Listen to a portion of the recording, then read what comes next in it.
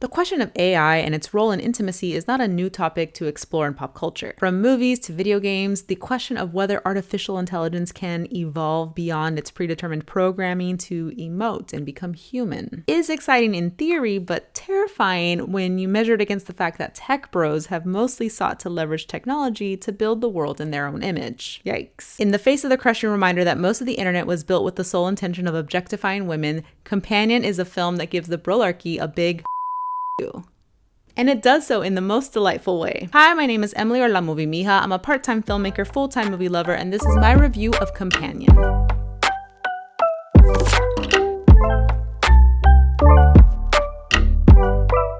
As always, I'll start with a spoiler-free review before moving into some finer plot details and giving you my analysis of the film. Let's get into it. A weekend getaway turns bloody for a group of friends in this thrilling new horror from the studio that brought you The Notebook and the creators of Barbarian. Directed by Hancock, the film stars Sophie Thatcher, Jack Quaid, Megan Suri, Harvey Guillén, Lukas, Gage, and Rupert. If you are somehow watching my review without having watched a trailer for this film, I implore you to not watch any trailers. I went into this movie knowing nothing more than Zach Krieger, who wrote and directed Barbarian, was involved, and I knew the stars of the film, but that's about it. If your interest is already piqued, go watch the movie, do yourself a favor, avoid the trailers if you can, save this video, and come back later.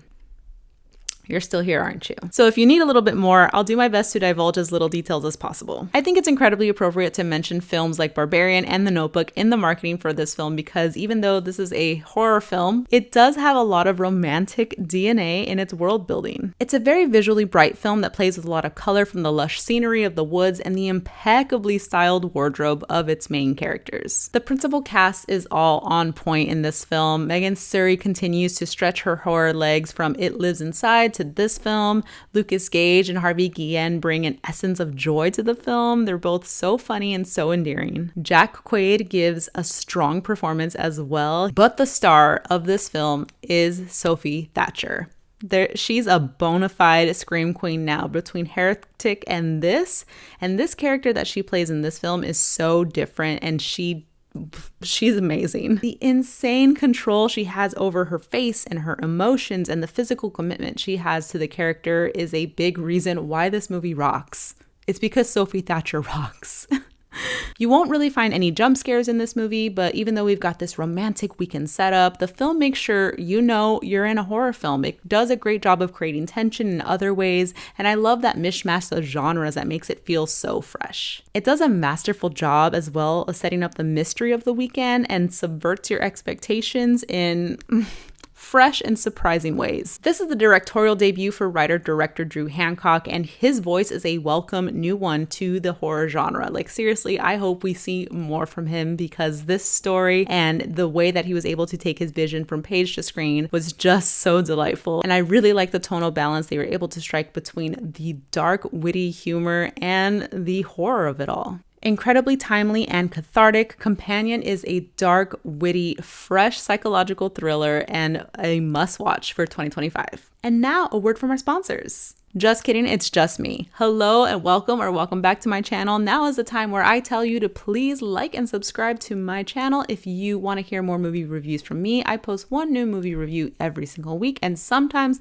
I'll take you to the movies with me. It's been a minute, but I promise it's coming. And for even more movie news, reviews, and personal insights from me, you can check out the link in my description where you can find all the different places you can find me in the social media stratosphere, including places where you can see my stunning new manicure. They're beautiful. All right. Let's talk some spoilers. The way I am so glad that I didn't watch a trailer for this movie, I didn't look too closely at the poster design. I did not know anything stepping in, and it was so fun because everything in this film surprised me. The way that this movie was able to set things up and still subvert my expectations was thrilling. I knew there was a romantic element going into this, and I knew that AI would be like an integral part of the story, but I didn't know the details of how that was set up, and the reveal that Iris was a robot, that was exciting. It happens like almost a third into the movie. Like we have all these clues that set up that she is in fact an AI companion, but how devastating is that I, like, before that reveal happened, was just like, yeah, this is a couple.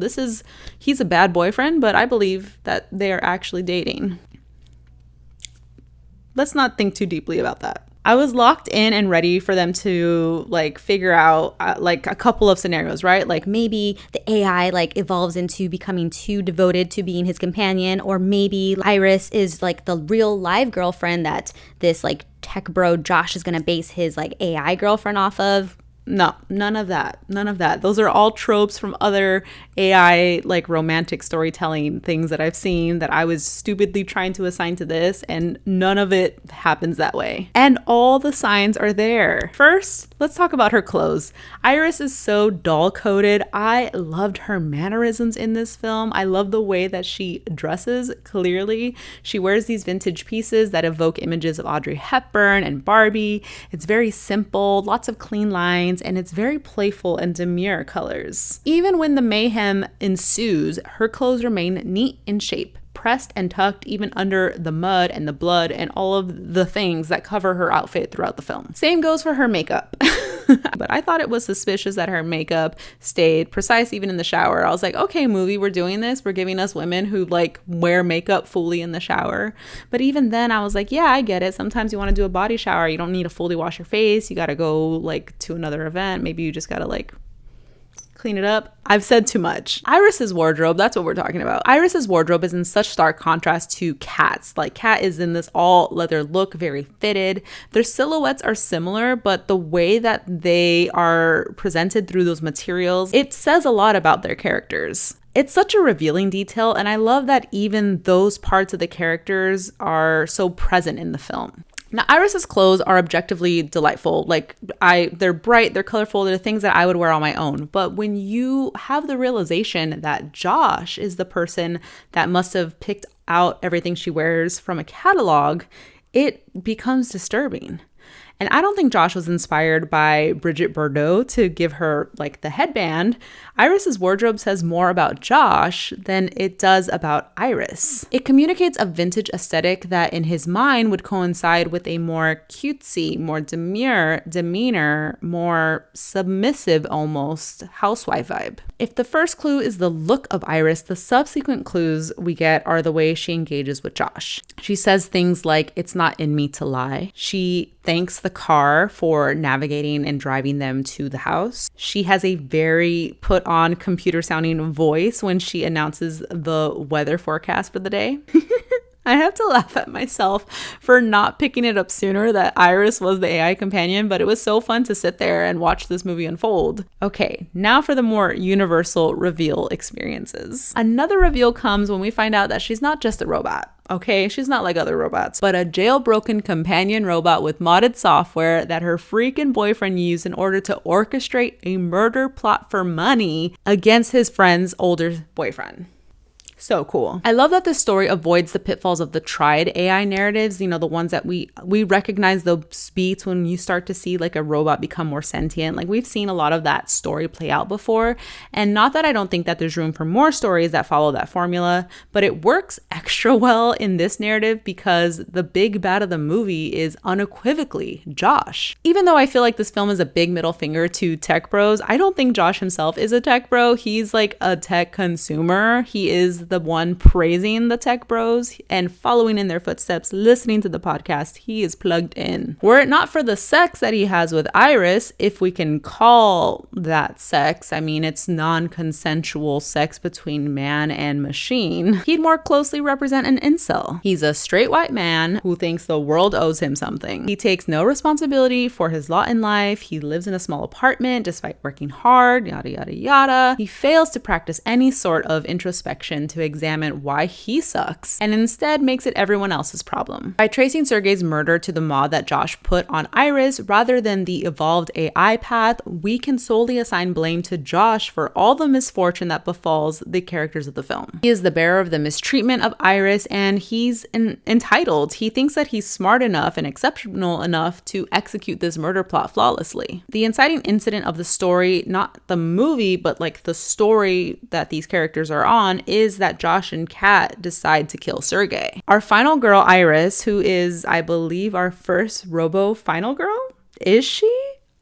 Check me on that in the comments. Iris is just a pawn in the plot until she decides that she doesn't want to be reset and very easily forgoes being Josh's faithful companion. And I think that's why this film so effortlessly subverts a lot of expectations, because even though the inciting incident of this story happens beyond the events of this film, we are getting it told to us from mostly the point of view of Iris, who is unaware of what is happening around her. And by putting us in her shoes, we are also having this mystery unfold in front of our eyes as well. In the vein of more reveals beyond the hidden murder plot, I didn't think we would be getting more surprises, but lo and behold, we have another AI companion on the trip, Patrick. And like with everything else so far, I did not see that coming. Patrick is played perfectly by Lukas Gage, who I've only seen in minor roles in films like Smile 2 and Roadhouse. He always has left an impression on me, but getting to see him fully in a more prominent role was delightful. Harvey Guillén as well,